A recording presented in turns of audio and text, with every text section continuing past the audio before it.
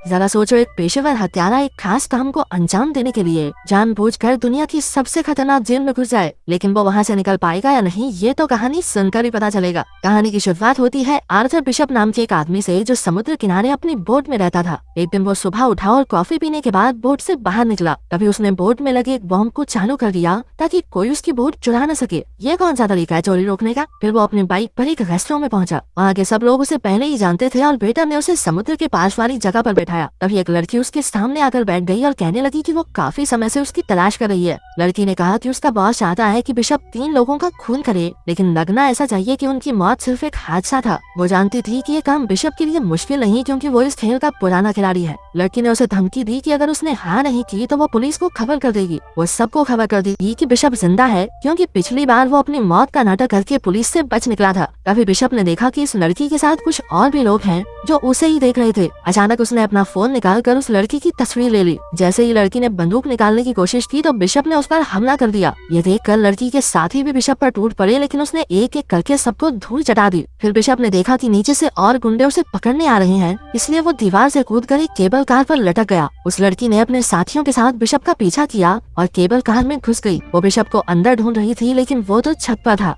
लड़की ने छत पर बंदूक चला दी, लेकिन बिशप ऐन वक्त पर कूद गया और एक पैराशूट पर जा गिरा। रात को जब वो अपनी बोट पर जाने लगा तो उसने देखा कि 2 लोग पहले से ही वहाँ मौजूद थे। उसने बिना समय गवाए अपना फोन निकाला और बोट में धमाका कर दिया। इसके बाद वो माल उतारने और चढ़ाने की जगह पर पहुंचा। उसने एक डब्बा खोला और अपने पासपोर्ट और बाकी कागज जला दिए। फिर बिशप थाईलैंड के एक टापू पर गया, जहाँ वो एक लड़की से मिला जिसे वो पहले से जानता था। ये लड़की वहाँ की एक होटल की मालकिन थी। वो उसे एक कमरे में ले गई और बिशप ने एक खुफिया जगह से एक बैग निकाला। उसमें कई सारे फोन, हथियार और पासपोर्ट थे। उसने तस्वीर वाली लड़की के बारे में कुछ जानकारी निकाली तो पता चला कि असल में यह लड़की क्रेन नाम के एक आदमी के लिए काम करती है। उधर जीना नाम की लड़की होटल की मालकिन से मिली और उससे कुछ दवाइयाँ मांगी। मालकिन ने उसकी बाजू पर कई घाव देखे, जैसे उसे किसी ने बुरी तरह पीटा हो। मालकिन ने उसकी और मदद करने की कोशिश की, लेकिन जीना ने कहा कि उसे सिर्फ दवाइयाँ चाहिए और फिर वहाँ से चली गई। रात को मालकिन ने समंदर में एक बोट देखी जिसमें कोई आदमी एक लड़की को पीट रहा था। उसने तुरंत बिशप के पास जाकर उस लड़की की मदद करने को कहा। बात मानकर बिशप उस बोट पर पहुंचा और कहने लगा, अरे ओ,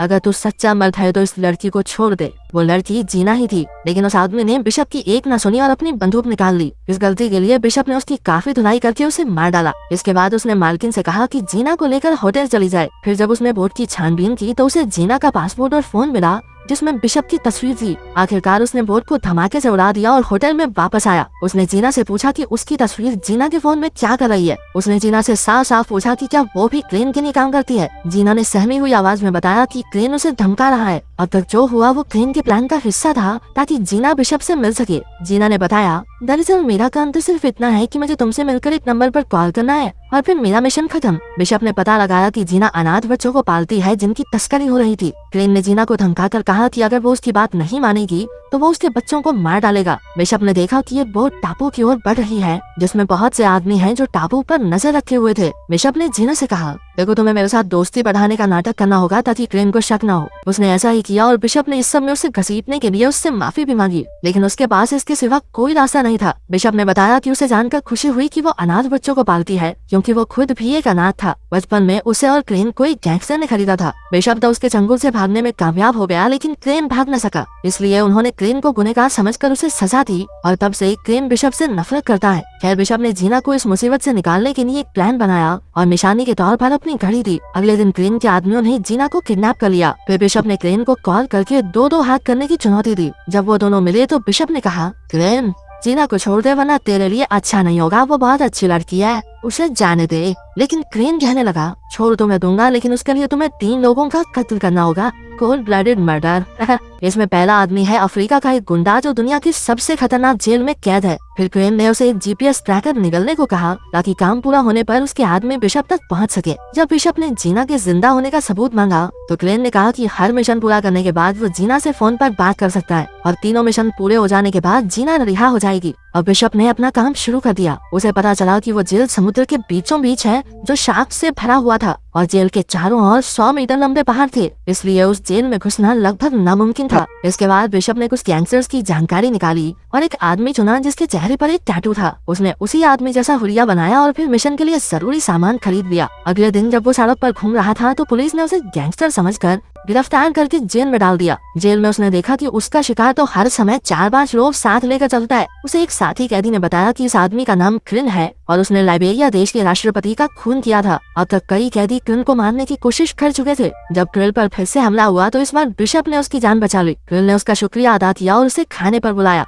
जब बिशप उससे मिलने गया तो उसने क्रिन की जान ले ली और सबको लगा कि उसकी मौत जहरीला खाना खाने से हुई है। फिर बिशप ने तुरंत जेल की दीवार में धमाका किया और अपने पूरे शरीर पर ऐसा स्प्रे छिड़का जिससे शायद उसके नजदीक न आए। अंत में उसने जीपीएस कैप्सूल निकला और समुद्र में कूद गया। उधर बोर्ड के कैप्टन के पास मैसेज आया कि बिशप ने काम पूरा कर दिया है। उसकी लोकेशन ढूंढकर ट्रेन के आदमियों ने उसे बचा लिया। फिर बिशप ने जीना से फोन पर बात की तो जीना ने बताया कि बिशप के पास अगले आदमी को मारने के लिए सिर्फ 36 घंटे हैं, नहीं तो वो लोग जीना को मार देंगे। अब ट्रेन ने उसे दूसरे आदमी की जानकारी भेजी। इस आदमी का नाम एड्रियन है जो कि एक अरबपति था। ये इंसानों की तस्करी का धंधा करता है, लेकिन उस तक पहुंचना बहुत मुश्किल था क्योंकि वो ऑस्ट्रेलिया में एक बिल्डिंग के 58वें माले पर रहता है जहाँ के सारे दीवार, दरवाजा, खिड़की बुलेट प्रूफ थे। ऊपर से हर जगह सेंसर्स और फिंगरप्रिंट डिवाइस भी लगे थे। और बिशप इस आदमी के नीचे का घर खरीदने पहुंचा। वहाँ उसने घर की चाबियां और नक्शे की हूबहू नकल उतार ली। फिर उसने कांच फोड़ने वाले बॉम्ब्स बनाए और साफ सफाई वाले आदमी का फेस बदल कर उस घर में घुस गया। घर की खिड़की से लटक कर वो एड्रियन के घर के स्विमिंग पूल तक पहुंचा और वहाँ बॉम्ब्स फिट कर दिए। जैसे ही एड्रियन उसमें नहाने आया, बिशप ने धमाका कर दिया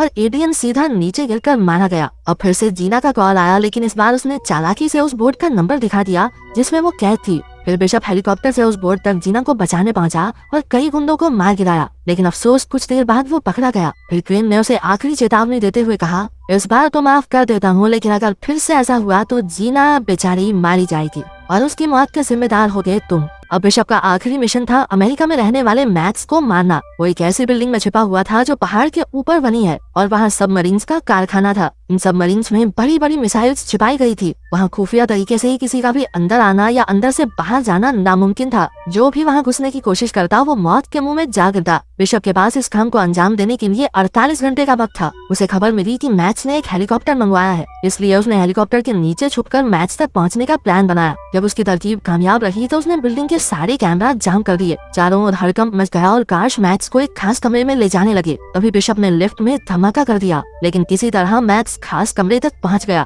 हालांकि अपना हीरो तो पहले से ही वहाँ मौजूद था। अब वो मैक्स के साथ मिल गया और मैक्स को मारने का नाटक किया ताकि क्रेन को चकमा दिया जा सके। उसका प्लान था कि जब क्रेन के आदमी मैक्स की लाश ढूंढने आएंगे तो क्रेन बोट में अकेला होगा और उस समय उसे खत्म करना कोई बड़ी बात नहीं। उन्होंने प्लान के मुताबिक मैक्स की मौत का नाटक किया और जैसे ही वहाँ धमाका हुआ, बिशप उसे समंदर से बचाकर एक टापू पर ले आया। फिर बिशप ने क्रेन को कॉल करके कहा, अबे ओ जीना को छोड़ दे, लेकिन क्रेन ने पहले मैक्स की लाश देखने की मांग की। बिशप ने बताया कि लाश उसकी सबमरीन में पड़ी है। इसके बाद क्रेन ने सबमरीन पर मैक्स की लाश देखने के लिए अपने आदमी भेजे। बिशप ने भी उनके लिए हर जगह बॉम्ब्स लगाकर तैयारी कर रखी थी। जैसे ही उसके आदमी वहां पहुंचे, बिशप ने उन्हें गोलियों से भून दिया। उधर क्रेन ने ये सब अपने कैमरा से देख लिया। इसके बाद बिशप क्रेन की बोट पर पहुंचा और सारे गार्ड्स को मार डाला। इसी बीच जीना को भी गोली लग गई। वहीं क्रेन ने बोट में लगे बम को एक्टिवेट कर दिया। बिशप ने जल्दी से जीना को छुड़ाया और उसे एक ऐसे डब्बे में पहुंचा दिया जो धमाका होने से पहले ही बोट से अलग हो गया। अब बिशप और क्रेन की जबरदस्त लड़ाई शुरू हो गई। उसने क्रेन को जंजीर से बांध दिया और तभी बोट में धमाका हो गया। जीना तो बच निकली। वहीं मैक्स के आदमियों ने बोट का मलबा बाहर निकाला। कुछ समय बाद जीना अपने बच्चों के साथ थी और उसने देखा कि बिशप उसकी आंखों के सामने खड़ा था। असल में बिशप बोट के स्टील रूम में छिप गया था जो इमरजेंसी के वक्त काम आता है और इस तरह वो धमाके में बच निकला।